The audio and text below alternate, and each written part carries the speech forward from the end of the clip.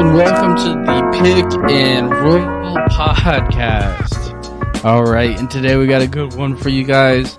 So basically, I introed last week what we're going to be scouting this week, and this is going to be, again, full games that I've watched, breaking down these players in these games. These are all scoutable draft picks. Everybody that's there in mock drafts and talks for high NBA draft picks, all the above. So I'm going to go ahead and intro who we're going to talk about today. Watch USC versus Auburn this week. So we got Aden Holloway to talk about, Ajay Collier, who's a top 5 pick projected, Bronny James, which is the first game back from his heart issue, Arton Page, 6'9", ESPN top 100 guy, Kobe Johnson, which is going to sometime find in the second round of mocks. And then the next game we watched Baylor versus Duke. Got Jakobe Walter playing in that game, who's a top 5, top 10 pick. Jalen Bridges, who's anywhere from a late to early second. And then Yves, Missi, a lot of people have in the first round. And then we got Duke. We got Filipowski, who's a late first or second round draft pick for a lot of people. Tyrese Proctor did not play, who's the point guard who's supposed to be a first round draft pick. And Mark Mitchell he played, and he's supposed to be a late second at best right now. Next game we watched is Miami versus Kentucky. Justin Edwards played, who's supposed to be a first-round draft pick. Dajuan Wagner played, who's supposed to be a second. Sheppard played, who's moving up in mock drafts. Rob Dillingham played, who's moving up in mock drafts. Aaron Bradshaw did not play. And then Miami, we have Wooga Popular, which is anywhere late first to early second. Norchad Omier, some people have in the second round of their mocks. Matthew Cleveland, who some people have in their second round of mocks. And then we have Tennessee versus Illinois. Terrence Shannon, which anybody have from the lottery to the second round. Coleman Hawkins, who's supposed to be, some people have him in the second round. Freddie Dillon did not play. JP Ostrell did not play. Cameron Carr did not play. But this main guy to talk about is Dalton from Tennessee. Then we had Clemson versus Pitt. PJ Hall, 6'10", from Clemson. Most people have in the first or second round. Carlton Carrington, who's in the first round of mocks for a lot of people. And since we're recording this on Christmas week, this is going to be dropped on the Thursday of Christmas week. I'm going to add an extra guy. Usually we scout 5, doing 6 this week, and we're doing a guy that's flying into draft boards anywhere from the second to the first round. Ajay Mitchell from UC Santa Barbara. All right, let's go ahead and kick it to these breakdowns. First man up, first team up that I'm going to go ahead and break down is Ajay Collier. He's really the main guy from this USC team, number 1 recruit coming out of high school. Through 11 games, his shooting splits are, he's averaging 16 a game, 4.3 assists, 1.4 steals, 49% field goal percentage, 70% free throw percentage, and 30% for the three-point line. So, watching him play in this game, it definitely cemented the general thought process around the 6'4" point guard is he's one heck of a passer. I mean, the guy's pass, he makes you say, wow, watching him pass the basketball 4 to 5 times a game, where you're like, wow, how did he see that? Wow, how did he fit that in there? Wow, how did he make that pass so much on the line right into the shooting, right in the shooter's pocket, right? It's extremely accurate passes. The ability to make tough passes seem simple is really impressive. Ajay Collier has a real natural feel and gift for passing the basketball. You know what I mean? We talk about him. He is 6'4", and still one of his best traits is getting downhill and finishing at the rim. He can really finish through the contact. The dude's really strong. He understands how to jump into the defenders' bodies and finish at the rim or go to the free throw line. He's really efficient with it. You know what I mean? And he can get downhill and finish at the rim as well. Has a good handle. It's not like overly flashy, but it's very functional. And I definitely feel like, it's just really good. He has flashes, a good pull at mid-range shot. Every once in a while, you'll see him do some three-point shot creation. You know what I mean? He has the frame to be a better defender, but right now he's below average. I think it might be a lack of want to, maybe, or understanding of how to. He's just raw defensively, and it's probably just going to take a few years in the NBA getting taught how to defend better. that he can probably unlock his potential defensively because, he's 6'4", really strong, and he's built like Drew Holiday. Drew Holiday's one heck of a defender. And, I comp him to Drew Holiday with his body frame and his athletic gifts. Like, Drew Holiday's an extremely strong human being. And if you watch Drew Holiday play UCLA, you'll see, like, oh, yeah, he moves exactly like Isaiah Collier. Right now, though, I have a very, very good comp for him. Scoring wise, he reminds me a lot of Deron Williams. Deron Williams was a 6'3", 6'4" point guard for the Utah Jazz coming out of Illinois, played for the Brooklyn Nets, averaged 20 and 11 for a while. There's a point in time where people like, oh, is he better than CP3, who's the best point guard in the league? A big point guard that had really elite passing skill. That Deron Williams comp is nothing other than you can take one thing to the bank about Isaiah Collier is he's a really elite passer. The fact that I have to bring up a name like Deron Williams to comp to him is all respect to his passing ability. Yeah, because it's really elite. There's a really natural gifts there. And, and Deron Williams' scoring skill was a little more raw, and it took time for it to develop. But there's a point in time Deron Williams can get you a bucket. You know what I mean? But just an extremely efficient pick-and-roll operator. A really big-bodied guard. And I definitely feel like Isaiah Collier has similar skill sets. You know what I mean? Right now, I have him graded 3 through 5 draft pick in the draft. That's really high for me. But if that 30% three-point shot, because a few weeks ago, he was at 33. So if it does go but at low 30, and if it stays that way at the end of the draft season, then I will move him down a little bit down the list because of the inefficiencies at the 3-point line. But right now I'm guessing he'll stick around low 30s 3-point percentage, and then I'll stick with his draft grade. Now it's really fun to watch. He's a really interesting prospect, and his passing is just so elite. He's so ready to make teams better. He makes USC better. Alrighty, the next man up to break down in that game, the hottest name value that you can find right now is Bronny James. Again, he did have that heart issue that held out for most of the season. So far, he's played 3 games. He's shooting 30% from the 3-point line, 33% field goal percentage, averaging 5 points a game, 1 assist, 1 steal. So, in that game, he looked very... What's the way I want to put this? Very... Like, he wasn't back in the flow skill-wise yet. Like, he did not look like an NBA draft pick. I'll keep it blunt. I mean, all he looked like was an above-average defender and a pretty decent three-point shooter, but there just wasn't much ability of him being able to do much else other than that. And he didn't really look that elite defensively. He didn't look as elite athletically as we thought coming out of high school. And, I thought he'd be a better defender as well and a better passer as well. So I think a lot of it has to do with just rust. And, coming off that injury, coming off of those issues, I think it's going to take him a minute. I don't think this Bronny James that I have an undrafted grade on is going to be the same Bronny James that we're going to scout later in the year. So that's what my take on him so far. All right, so the next man up from the USC team is Kobe Johnson. Kobe Johnson is let's bring it up here, 6'6" guard from USC. Right now, he's averaging 11 points per game. Let's see here. 5 rebounds, 3 assists, 2 steals. He's shooting 40% field goal percentage, 28% 3-point percentage. In this game, I definitely feel like, I don't want this to come off the wrong way, but he definitely confirmed to me that he is not a NBA draft prospect.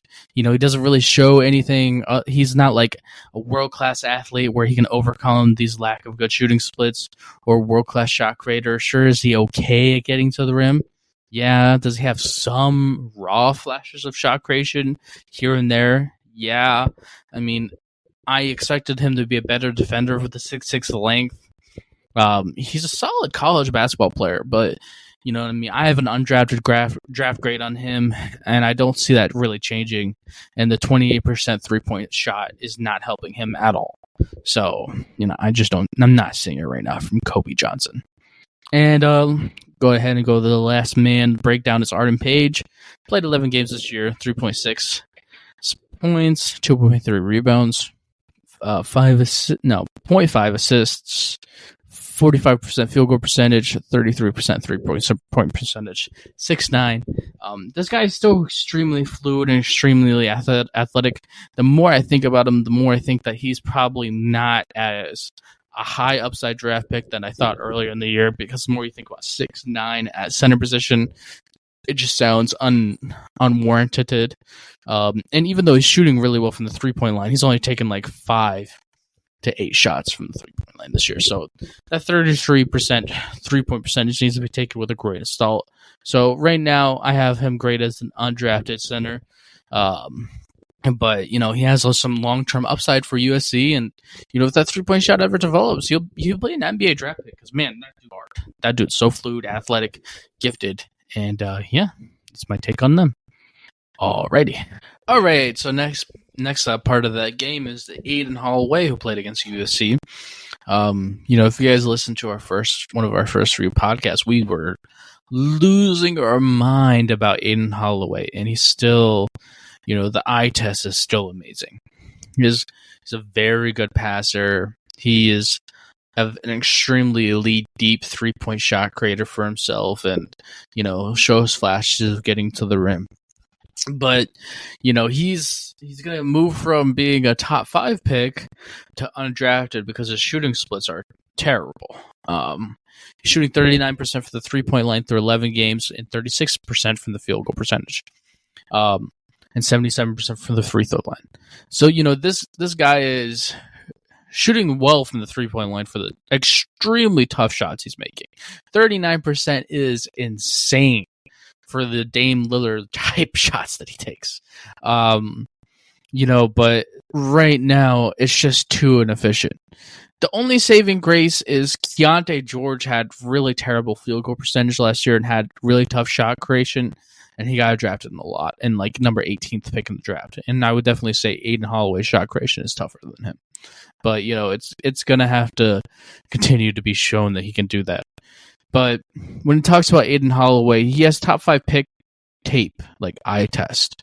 And whenever the shooting percentages and the shooting splits come around, if it's this year, if it's next year, if it's the years after that, whenever it does happen, he will be a top 5 pick because his 3-point shot creation is insane. It is the best stuff I've seen in the last 4 years, and it's not even close.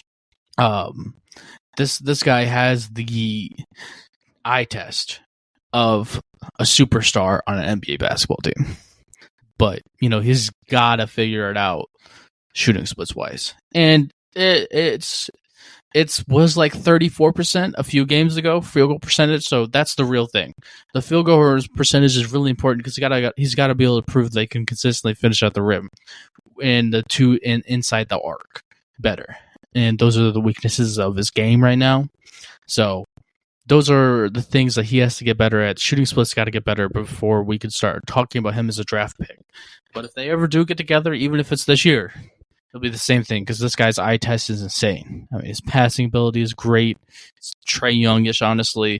His 3-point shot creation is a little Trae Youngish as well. It's just raw right now. So whenever the shooting splits come around, field goals percentage specifically, he will be a guy that will be amazing. Just if I had to give him advice, take your time because you have unbelievable skill. Unbelievable. Just let these shooting splits eventually, even if it's not this year, even if it's not the year after that, even if it's not the year after that, there's going to come a point in time where it's going to click, shooting splits wise. Whenever that happens, he's going to be the man of that draft class. He could be the number 1 pick, honestly, of that draft class because it's just that special. So, Aden Holloway. Alrighty, so the next game to break down is Baylor versus Duke. And that was a really big game. So we're going to go ahead and break down the really big name guy that from Baylor University that people really want to talk about is Jakobe Walter. So his shooting splits through 12 games is 15 points per game off of 3 rebounds, 1.5 assists, 1 steal, 44% field goal percentage, 88 free throw percentage, which is insane, 40% 3-point percentage, which is also insane. When you talk about Jakobe Walter, I feel like 2 things are moving in opposite directions. One thing that's moving from opposite direction, what I think I thought coming out of high school was I thought we would see more shot creation off the dribble. I only really saw one flash of it, and it was in the mid range. It was a nice move, but you know what I mean. It's not really at the same quality and quantity that we were expecting coming out of the high school. But one thing that is blowing my mind, though, is his off-ball movement is insane. I mean, yeah, he's extremely elite coming on off-ball screens and doing that type of thing. Like, he's a genuinely an elite off-ball mover. I mean, you can run plays with him, pick in dribble handoffs, all those type of things as well. And one thing that I feel like even more so is even when there's no screen and play set up for him to come off those screens and be a shooting threat, is when somebody has the ball in their hands, there's no screen around, and he relocates to a better spot for him to get a pass to shoot a three. I mean, he scores 6 points a game off of just that. And it's just really elite. He's so elite at it. He has a really good natural feel for understanding what the guy in the ball in their hands can see, and understanding what's the best angle for him to make that pass, and jumping that to that space and playing off that defender and going to the right space. I mean, let me throw out a name here who's Contavious Caldwell-Pope has been a off-ball mover for a while, right? He's really experienced. Jakobe Walter is as smart as Contavious Caldwell-Pope at that right now. Like, he's just so ridiculously advanced at it. It's impressive. He's really great at it. And he's going to get a few easy points in the NBA off of that, too.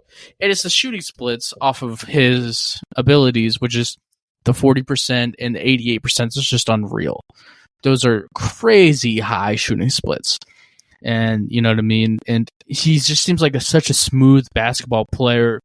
The flashes that you see once a game of shot creation leave to there's a little smidge of upside there, but that the floor is an extremely elite 3-point shooter.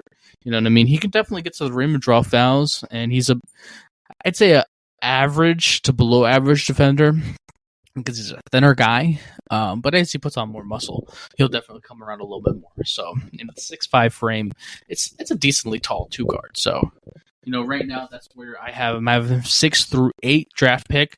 I don't have him in the top 5 anymore as a draft pick quality player, but 6 through 8 is where I have him at this moment in time. Alrighty. Going to go ahead and talk about the next man up on that team. Let's see here. Jalen Bridges. Talk about a guy that's just so much fun to talk about. He's definitely somebody that's been in the draft process for a minute here. Let's talk about Jalen Bridges. He is listed at 6'9". He's a senior. I'm pretty sure he's a senior. Played 12 games this year. Let's see here. 10 points a game, 4 rebounds, 1 assist, 1 steal, 1 block. Field goal percentages 48%. 86% free throw percentage, and 43% 3-point percentage. Now, when you hear those numbers, I'm understanding exactly what you're thinking. You're thinking, man, this guy's one heck of a shooter. I bet you he's a little slower guy. He's a draft prospect because he could shoot the cover off the ball. Well, when you turn on the game, you see Jalen Bridges is probably the most athletic player on the floor, and then you're like, whoa. Really, like, this guy's an athlete, and he's strong, and he's big, and he's, you know what I mean, and he can move, and he's a great on-ball defender, you know what I mean, and this is a guy that is an elite. Look, when you're shooting at 43% for the 3-point line, and they're starting to run some off-ball screens for him, I was like, wait, I've never seen Jalen Bridges run an off-ball screen with him in the, as a shooter in those type of situations, and it was really interesting. He definitely can get to the rim and finish. He's 6'9", lanky. He can be super switchable. So I have him as a really highly rated 3-and-D guy. Is he a senior? Yeah. Is he ever going to be more than a 3-and-D guy? No, but you're shooting at a 40% and you can defend like that, and you're that kind of athlete? Like, hello. So right now I have him graded to 22 to 26, right? And, me personally, a team that would be a perfect fit for is Dallas Mavericks. Hopefully they draft him, because, man, would his size and length and shooting would be amazing. And there's a lot of teams that are going to be in that range in the 20s that are going to be playoff teams. They're like, oh, we got everything else we need, role players. And he is an extremely elite role player. He might even be good enough to be a starting 3-and-D guy. But at the very least, he could be a rotational 3-and-D guy because dude shoots the cover of the ball. 3-and-D is shooting threes and defending, and dude's got it all. And switchability and the ability to guard multiple positions is really important from wings in the current NBA, and he could definitely do that. He can go guard Steph. Now, is anybody going to guard Steph really well? No, but he can guard guards like that, right? So, he's special. He's a special 3-and-D guy, shooting the cover off the ball. It's really good for him because it used to be like mid-30s. He's really taken a really high jump, 3-point percentage-wise. He's always been a really good athlete, so yeah, it's good for him. Good for him. And the size that he has also will help him defensively because a lot more of defense is being able to put your shoulder into somebody and, bump and all those type of things. And the little things that aren't noticed very much in the NBA is really important. Alrighty, we're going to go ahead and move on to the last player that we've really got to talk about from this Baylor team is Yves Missi. So he's played 11 games. He's averaging 10 points a game, 6.5 rebounds, 2.3 blocks, 63% field goal percentage, 51% free throw percentage. Yeah, I mean, he's a poor free throw shooter. Now, the really, really key thing here is coming out of high school, he's listed at 6'10". And game one, I watched him play. I was like, he looks 6'10". I don't think, 6'10" is a tough height to make it in the NBA. He reminds me of somebody, but he's a little taller. And then I watch him play against Kyle Filipowski in this game, who's listed at 7 foot. Even if he's not 7 foot, he's 6'11". I'm like, he's the same height as Kyle Filipowski. So now I have him higher. Right now I have him the height of 6'11", which is a big difference between 6'10". And, he's such a good athlete. He's really good vertically. He's definitely, 2.3 blocks are not, fluff stats at all. He defends the rim extremely well. He really gave Kyle Filipowski issues. Oh my goodness. Kyle Filipowski had a tough night against this guy because he's so athletic, and Kyle Filipowski has a really great skill, but he was able to keep up with everything. And he's blocked a few of his shots and made it really tough for him. And Messi's got that really good blend of good athletic gifts and strength, right? And strength is so important at the center position because if you are not strong enough, you're going to get moved on the rebounds, you're going to get moved inside, and you know what you're also going to get moved down is when people jump into your body and finish through you as a center position, which basically everybody does, right? Everybody's jumping into people's bodies and then finishing through them at the rim, right? That's the way everybody's taught. And if you're not a stronger center, you're not going to be able to defend that at all. And he is definitely somebody that's strong enough to do that, but athletic enough to be, switchable-ish. I don't think he's going to be able to guard like super elite quick guards in the NBA, but he can definitely show on pick and rolls and things of that nature. Somebody that he reminds me so much of, and he reminded me of last time we watched him play, I just couldn't throw out the comp because he wasn't the same height, is Mitchell Robinson. Starting center for the New York Knicks, really strong, really great rebounder. I forgot to mention Missi is a really good rebounder, really good shot blocker at the rim, good screener, really good lob threat. Forgot to mention Messi's a really good lob threat as well. Kind of switchable and a really good mix of speed and strength is what Mitchell Robinson is. And that's what Yves Missi is. So right now I have him graded through 10 through 12 draft pick. I have him in the lottery. He's definitely a guy that I feel like is extremely safe to be a starting center at some point in time in the NBA. And, that's a really good thing to have. And, Messi's moving up the board. It's good to watch. Fun watch. Alrighty, so the next team to break down in that game is going to be the Duke on the side from the Baylor. So, since Tyrese Proctor didn't really play in the game, we don't really have to break him down. I can break down Mark Mitchell really quickly. So Mark Mitchell's a guy who's averaging 11 a game, 6'9", 45% field goal percentage, and 5% for the three-point line. Yes, I did just say 5%. That's why I'm going to keep this really short and quick. NBA players don't exist that are not Ben Simmons, Okay, he's not at 5% 3-point percentage. They just don't. He would be a role player if he could shoot the three ball in the NBA as like a 3-and-D guy. So if his upside is 3-and-D, but you shoot 5% from the 3-point line, we're not going to be talking NBA draft or even summer league with this guy because it's just beyond poor. So I don't know if he's a junior, sophomore, whatever it is. He needs to stay until he's a senior, or this 3-point percentage kicks up a gear because he can get to the rim decently, and he's an average defender, nothing super special there. But yeah, there's no reason to spend too much time talking about him. So, the main guy that played in that game since the point guard didn't play is Kyle Filipowski, averaging 17.9 points per game, 9 rebounds, 3 assists, a steal, almost 2 blocks, 50% field goal percentage, 30% 3-point percentage, and 72% free throw percentage. And he's played 11 games. So, Kyle he's a sophomore. He's definitely an improved passer still. I definitely feel like he's a good passer for the center position. His post footwork is still really elite. He has a good face-up game, and he shows like a unique handle and being able to shot create off the handle. It's a unique combination that he has going there. Definitely feel like his 3-point shot is kind of what would sell him in the NBA, but he's been teetering around 30%. It's been lower from the 30% most of this year. If he can finish around the season low 30s, then that'd be a nice improvement. But right now I have him graded as 26th. I pick on not 26 on he's 26 on my big board, 22 through 26 draft pick. I definitely feel like Yves, Missi, an NBA prospect, definitely showed his lack of athletic gifts plus strength is really going to be an issue in the NBA because he got pushed around extremely easily. He got pushed around and rebounds extremely easily. A lot of his really great footwork stuff met an unmovable force in this game that really shut him down, honestly. I've never seen Kyle Filipowski have such a tough time to get a shot off. Like the post moves off, and it wasn't a good sight for him.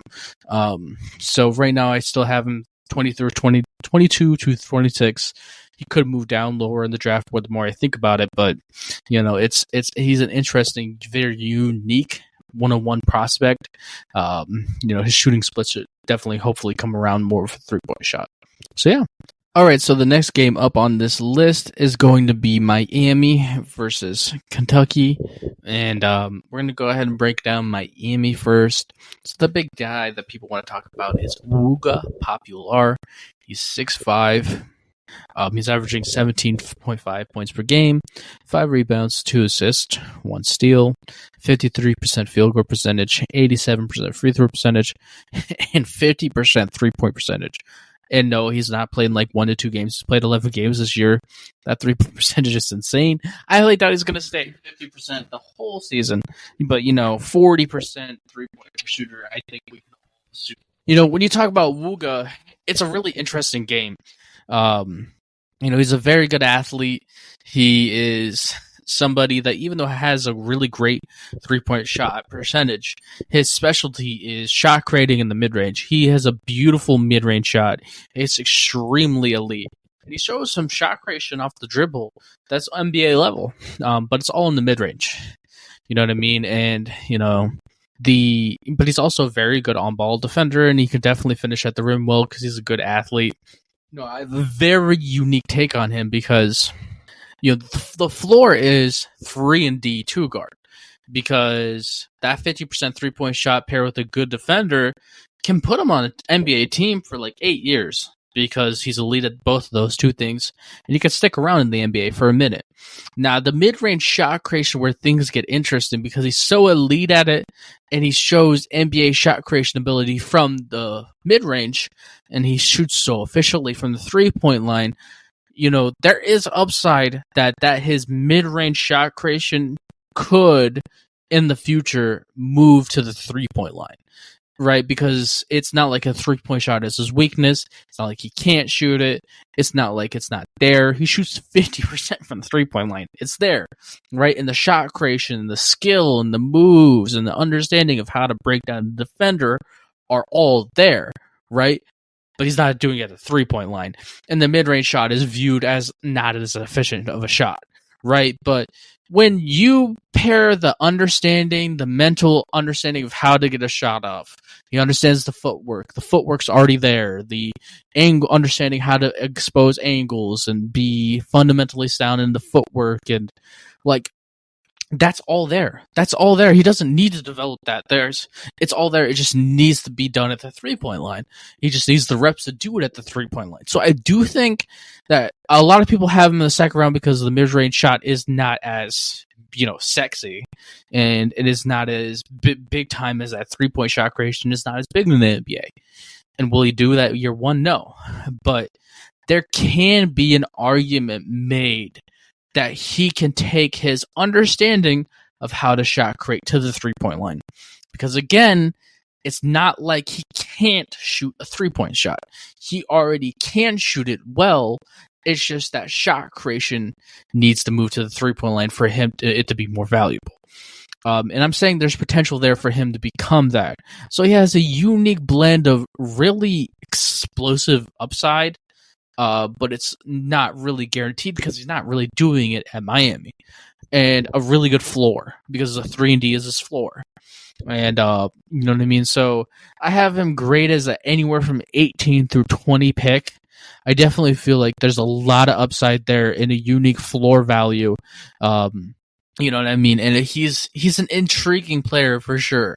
Somebody that did do the same thing, but he showed a little bit more flashes from the 3-point line was Cam Thomas.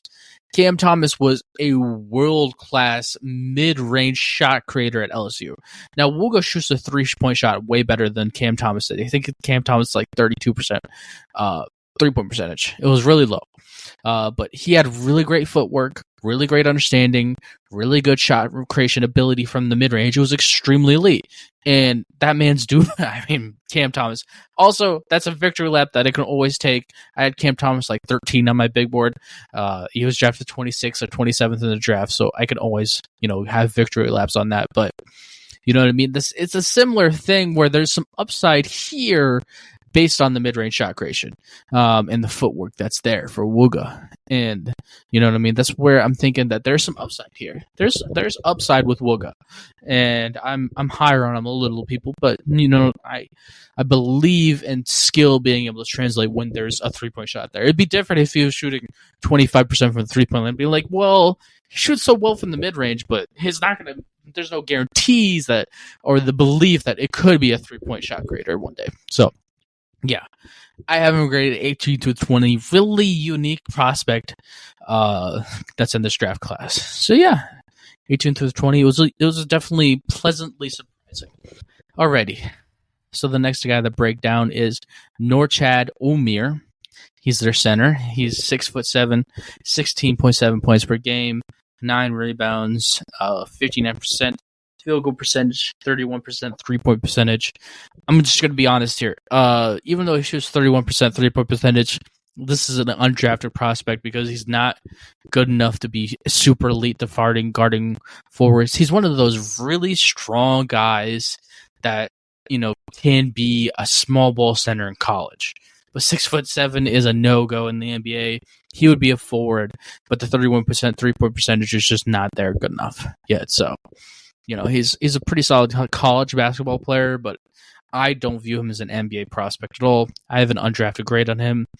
And the next guy to break down from that Miami team is Matthew Cleveland, who is 6'7". You know what I mean? He's a pretty above average defender. He's averaging 15 points per game, 5 rebounds, 1.5 assists, 1.5 steals, 58% field goal percentage, 74% free throw percentage, 41% 3-point percentage. I would just like to say, who's ever coaching these guys how to shoot threes needs a raise, because there's I've never seen anything like it. 1, 2, 3, 4, 5. There's 5 guys on their team that shoot 40% from 3-point line or higher this year, which is ridiculous. Yeah, who's ever coaching these guys how to shoot is doing a great job. But yeah, Matthew Cleveland looks like a guy that's, he's he's average athlete. He's an okay defender on ball, but the 3-point shot is really where it's at for him for the 4% 3-point percentage. He doesn't really do anything else other than that. So he does have a chance to be a bench 3-and-D player in the NBA. So I have him graded as a 36 through 40 draft pick in the NBA. You know what I mean? An earlier second round draft pick. Teams go like, well, there's no guarantee that he's going to be a 3D guy because can he defend well enough? That's going to be a question mark. He's a thinner guy as well. It's going to take time to put on muscle, but there's a chance that he could stick as like the 10th, 11th, 12th guy on a NBA basketball team. So shoots the cover out the ball. 40% is elite. So yeah, that's Miami players. We're going to go ahead and kick it to the Kentucky. Alrighty, so the next part of this game is the Kentucky Wildcats. So we're going to go ahead and break down a few of these guys here. One of the bigger names on this list is Justin Edwards, 6'7". Let's see, go over stats. Played 11 games, 10 points a game, 4.6 rebounds, 1 assist, 1 steal, 46% field goal percentage, 25% 3-point percentage. This was one of his better games. That's probably his best game that I've seen so far. He looked very elite. He looked very elite athletically. It was really dominant, honestly. I mean, he really dominated the game athletically. Defensively, he looked incredible. Very good. He's a very strong, good athlete. And he's got a really good handle. And one thing that I criticized last game that he showed a lot more was getting to the rim. I mean, he really got to the rim in extremely elite ways. This game, it was extremely impressive. You still do see some flashes of some raw shot creation off the dribble, but his athletic gifts are really just so elite. So right now, I'm grading 14 through 18 pick in the draft. Hopefully the 3-point percentage comes up because 25% is really low. If it stays that low, he'll move down my big board because, efficiency concerns. But right now I have him 14 to 18. Definitely got a lot better from game 1 to game 2. And yeah, the next man up in that game is Dajuan Wagner, 6'2" point guard. Right now he's averaging 11 a game, 4 assists, 2 rebounds, 1 steal, 40% field goal percentage, 73% free throw percentage, and 27% from the 3-point percentage. Right now, he is looking like somebody he honestly doesn't show any scoring skill outside of just being able to get to the rim, but even his ability to get to the rim is not just not that elite. Offensively, he's just looking extremely raw right now. Defensively, he's a pretty good defender, but right now the 3-point shot and the lack of scoring skill and how raw it's looking have me grade him as an undrafted draft pick at this moment in time. All right, next man to break down from that game is 6' Rob Dillingham. Right now he's averaging through 11 games played, 14 points, 4.3 assists, 46% field goal percentage, 44% 3-point percentage, and 71% free throw percentage. His shooting splits are looking so good. You know what I mean? And he's so quick and fast. He can really shot create so well in the pick and roll. He can shot create off the dribble for the 3-point line in the mid-range. And he looks like he can finish at the rim. He looks like a very solid passer. He plays 2 guard for Kentucky, but his passing has really impressed me so far. And it keeps on impressing me.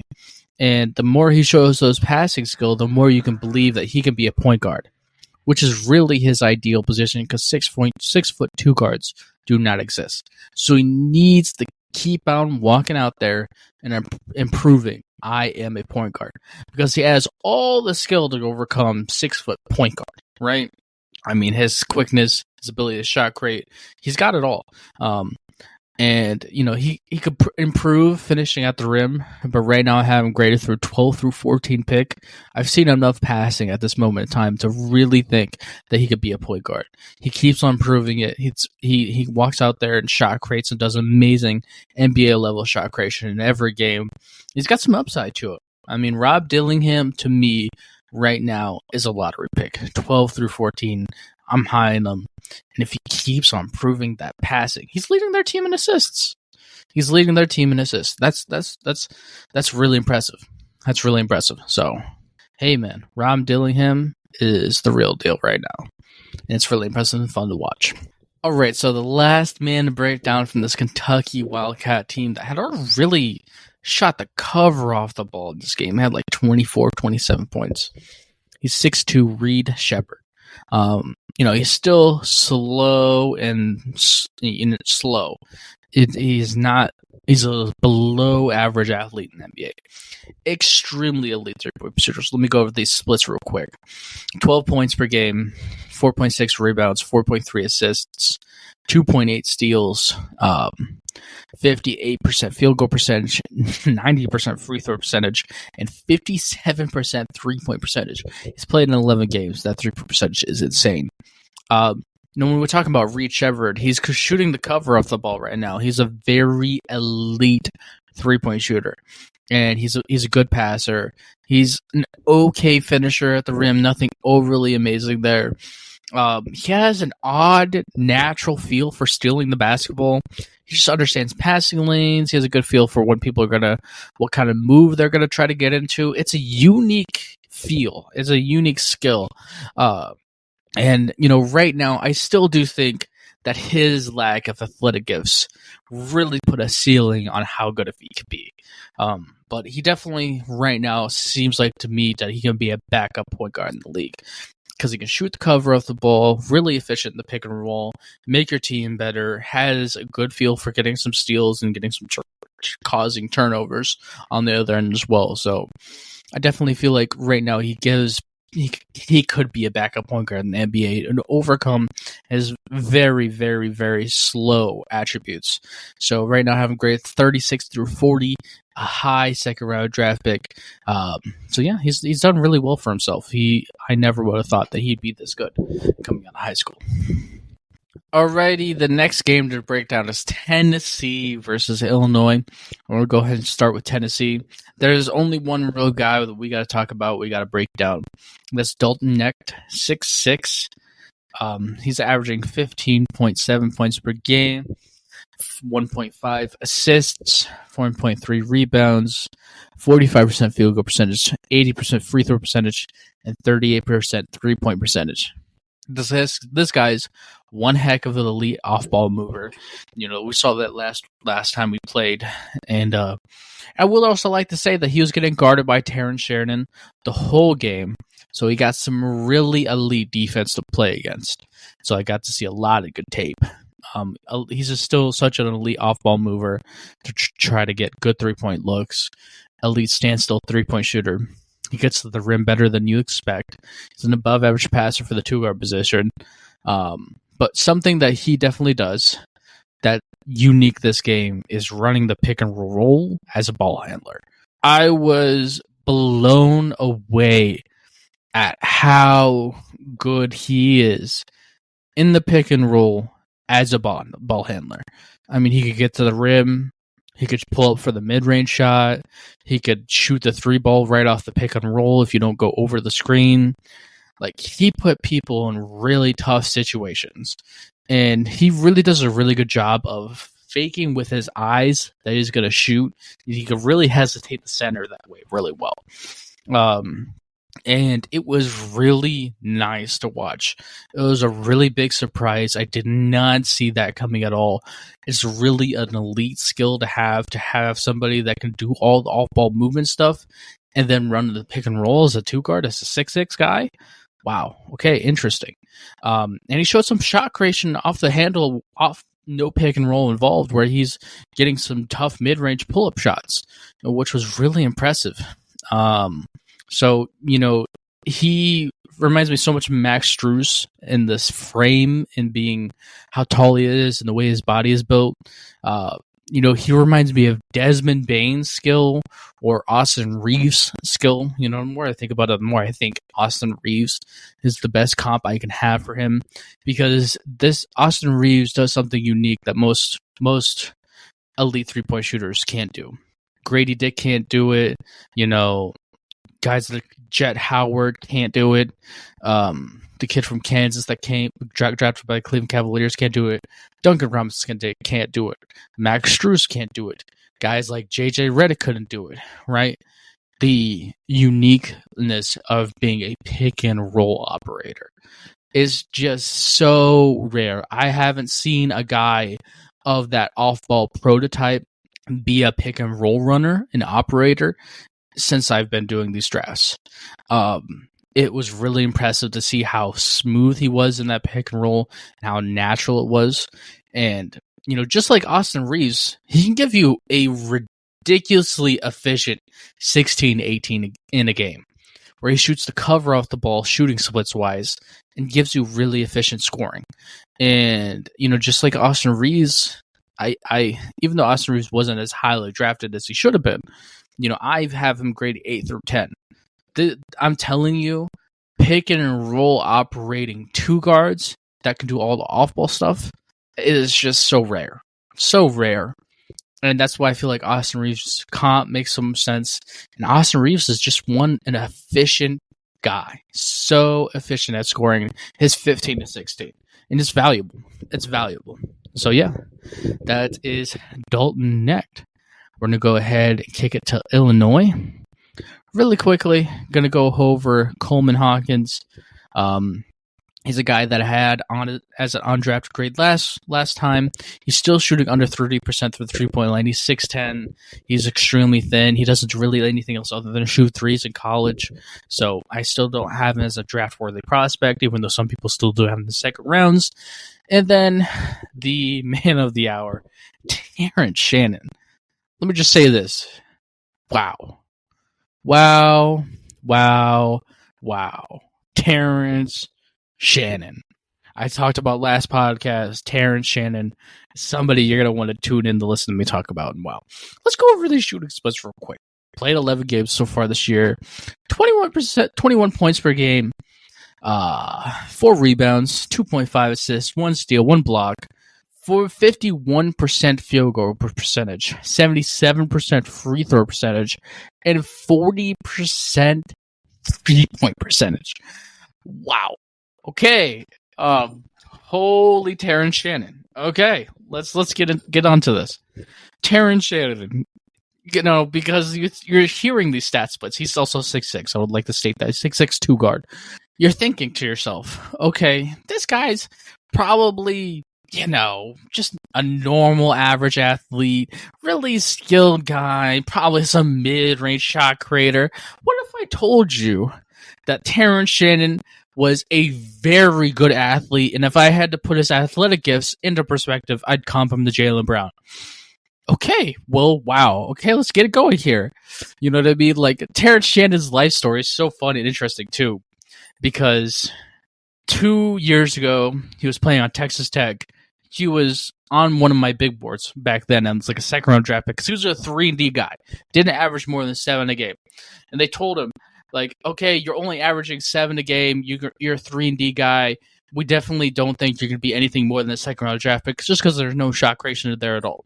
He goes and transfers to Illinois, averages like 17 a game off of shooting splits were worse then. It was like 32% three-point percentage. And he had one big weakness, right? His big weakness is he's a left-handed player. He couldn't really go right, and the three-point shooting splits wanted to be better, right? So, you know what he does? He comes back this year, and now you watch him go right, and you're like, oh, he could go right just as well as he could go left. Oh, wow, nobody could do anything with him. Oh, yeah, and he's also shooting 40% for the three-point line. Okay, so, we're talking about his skill and his eye test, and we're talking about, I'll finish that point off there. This guy's a worker. This guy is a guy that's always working on his skills.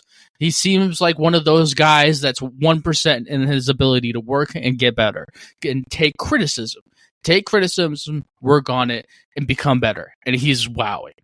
And then let's go over this. This guy is so special because he's running the pick and roll a ton at Illinois. He's their main pick and roll operator. He shot creates from the deep 3-point line. He can get to the rim and finish so elitely because he's 6'6". Oh yeah, and I said he's an elite athlete. He's also ripped. Like, the dude is built.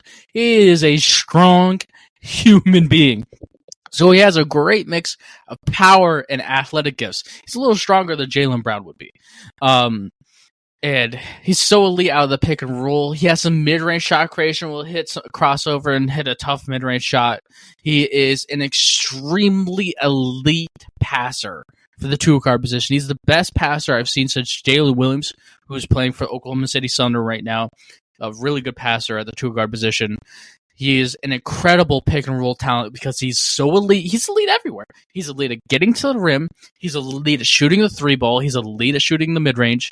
He's elite at making passes out of the pick-and-roll. He is an extremely elite, ready to be that guy in the NBA pick-and-roll operator right now.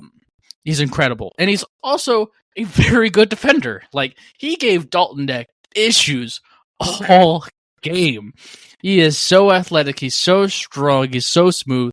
He reminds me of Jalen Brown defensively as well, right? If I had to put his NBA scoring moves and his passing into perspective, I think his skill reminds me a lot of Donovan Mitchell, like where you have to really deal with the dilemma of Donovan Mitchell can go get to the rim and finish at an extremely elite rate, so you can't play close to him. So then his ability to shot create makes more of an impact, and he has tough step backs and tough moves out of the pick and roll, and he makes really good passes. Donovan Mitchell's a really good passer, and Terrence Shannon could be just as good of a passer. This is a guy that is scary. He has no flaws right now. Even if the 40% three-point percentage comes down to earth a little bit, maybe 36, 37%, that's still amazing. This is a guy I believe in a lot. Right now, he's a second-rated guy in my big board. He's a top 3 pick talent. And if I watch him do this, what he did just in this last game, one more game, I'll be talking about number 1 pick. This dude is insane. This elite pick and roll talents, even though he's a senior, does not come around often. He might be the best two-guard talent I've ever scouted. And I love Jalen Green coming out of the draft, but man, because he has no flaws. There's not like, oh, he won't be strong enough for that. No, he's gonna be a strong guy in the NBA. No, he won't be athletic enough. No, he's a very good athlete. No, can't make those passes in the pick and roll. No, he's a very good passer. He can't finish at the rim. He's not athletic enough to get there. No, he can do that. Nah, he can't really do anything else other than get to the rim. We'll tell that to the shot creation ability that's so elite that I have to use Donovan Mitchell to put his shot creation ability into, relative terms. To the people out there that want to say, oh, he's not a freshman, we'll tell it to Steph Curry. Steph Curry came out as a junior. Did that mean that he ran out of potential? Donovan Mitchell came out as a junior, I'm pretty certain. Does that mean he ran out of potential? Dame came out as a junior. I think Steph actually came out as a senior. Dame came out as a junior. Does that mean he ran out of potential and came out of college? Right, like, there is a ton of guys that have come out, not freshman year, needed to take time, and become the guys that they became and still had more potential to become. He's a senior. He's still 22, 23. He's a young guy. He's young. He still has more room to grow as a basketball player, which is scary. This dude has no flaws. There is not a single area on the court that he can't score from at an elite level. And I can't. Dude's the real deal. The dude's the real deal. And the scary thing is when you put in the NBA, you don't have 2 bigs in the paint. Spacing. Yeah. His elite athletic gifts plus spacing equals scary. Oh my goodness. I was really higher on him than everybody else coming out of last year's draft class. He didn't stay in that draft class. I had him ranked like 17. I was really high on him. Everybody had him in the second round, and man, wow. Terrence Shannon took his weaknesses and became strengths. What if he does that for the next 8 years? This dude's potential is insane. One day he can give Anthony Edwards a run for the money for, what we think could be the best shooting guard conversation in a few years. Because Terrence Shannon's got it all, man. It's insane watching him play at Illinois. And, you know what I mean?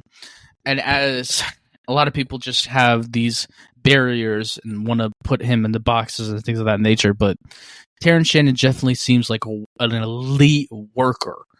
And there is no denying that the elite worker, because you can't deny the progression that he's made. It's so impressive, and and even in that game, like, he took guarding Dalton Knecht so seriously. He chased him around every off-ball screen. There wasn't a single minute, single second, half second where anybody else guarded Dalton Knecht that whole game. He's the engine of Tennessee's offense. You want to know why? Because he takes that positional matchup personally.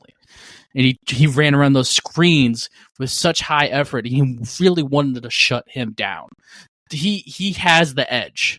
There's edges that special players have. And when you have special gifts like this and special mentality and edges, we start talking about really great players. And that's the kind of guy that you would talk about as a number 1 pick level talent. And he's looking like that. Right now, I'm grading him as top 3.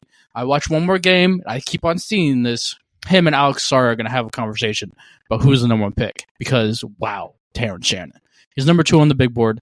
And there's nobody close. There is nobody close to being number 2 to him. It's so impressive. It's amazing. Wow. Okay. All right. So the next game to break down is Clemson versus Pitt. So Pitt has a guy named PJ Hall, 6'10". Right now, he's having a great statistical season. 11 games played, 20 points per game, 6 rebounds, 2.4 assists, 2.35 blocks. 56% field goal percentage, 77% free throw percentage, and 39% three-point percentage.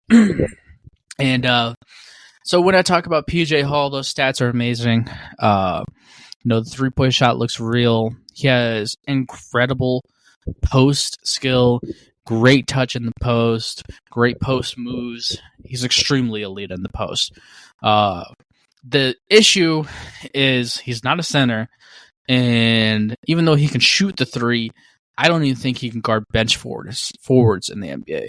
He is way too slow. Way, way, way too slow. Quickness-wise is just really poor. He's extremely tight-hipped. He moves laterally extremely slowly. I just don't think he can stay in front of anybody in the NBA.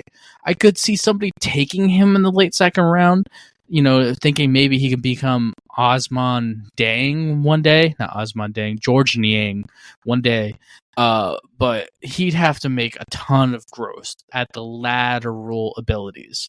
So right now I have him graded as an undrafted guy, but it's sad though, because if this was any time in NBA history before 2010, he'd be a top 5 pick, because dude's got incredible post touch and post footwork, and he can shoot the 3 really elitely, and he would be able to guard other power forwards, right? Him being slower wouldn't be that big of an issue.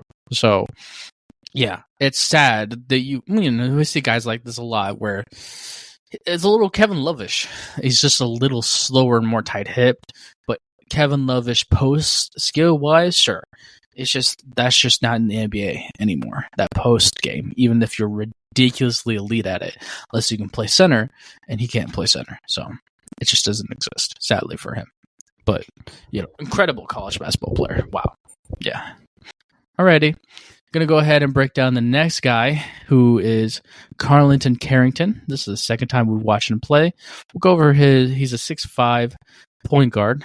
He's averaging 13.8 points per game after 12 games played, off of 5.3 assists, 5 rebounds, 42% field goal percentage, 78% free throw percentage, and 30% three-point percentage. You know what I mean? So when I was watching him play, I definitely feel like I confirmed to myself that this guy's weakness is finishing at the rim. He's definitely very weak at it. You know what I mean? He has some definitely super elite 3-point and mid-range shot creation, but his shooting splits have plummeted. Last time we talked, he was shooting 40% for the 3-point line. Now he's shooting 30%. So, the whole buy-in, since he's not an elite 3-point shooter, is, oh yeah, this guy can definitely shot create in the 3-point line and the mid-range at the next level. Well, now, with those terrible shooting splits, you can't be as sold on it as you used to be. So right now I have him as a high second round draft pick.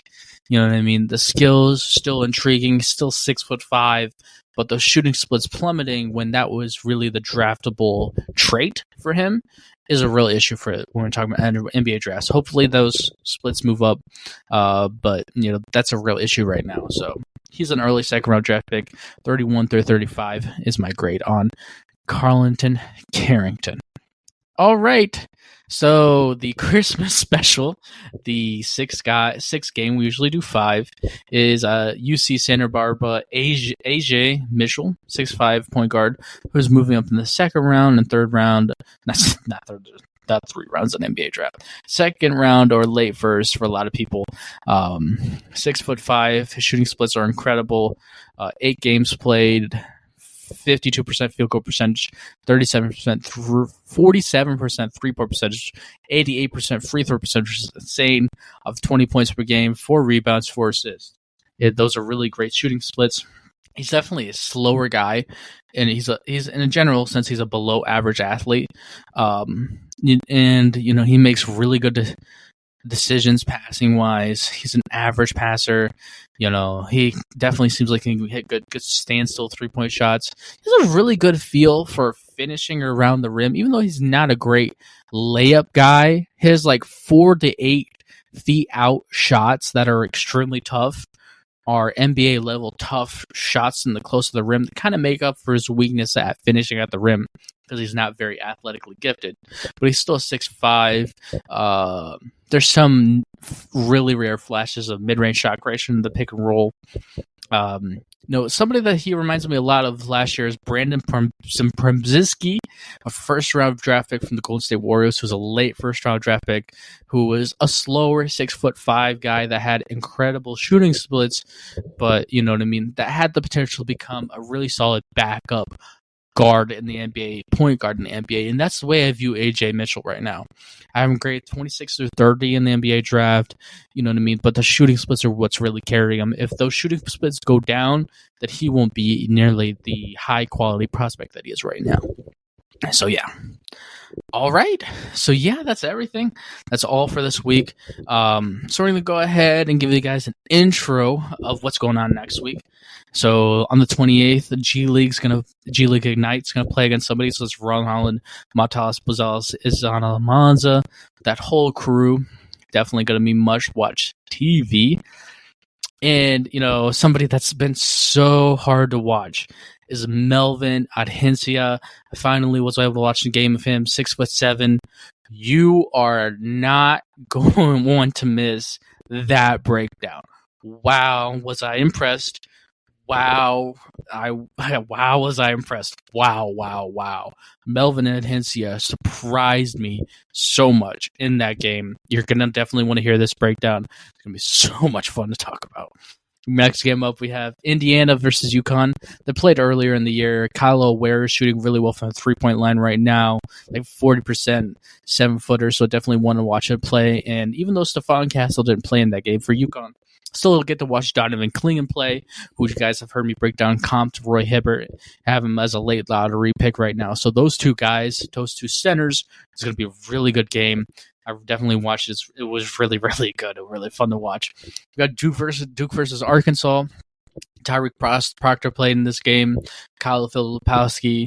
We got to break down Trevon Brazile, which is the main guy from Arkansas. That's a 6'9" forward. A lot of people have an early second round. His shooting splits are really good. And then the last game that we're going to break down next week is Baylor versus Florida. So you have Jakobe Walter again, Jalen Bridges, Yves, Missi, and Riley Kugel. Riley Kugel's a late first-round draft pick right now. He was really impressive in that game. I'll give you a little intro to that. That was a really impressive game to watch. So yeah, that's the intro for next week. That's the games are gonna get broken down for next week. This podcast is gonna come out Christmas week. I'm recording this Christmas Eve. Merry Christmas to everybody. Thank you guys for the support, all the likes, all the subscriptions, everything you guys do. Hopefully you guys have a great Christmas, and thank you for listening.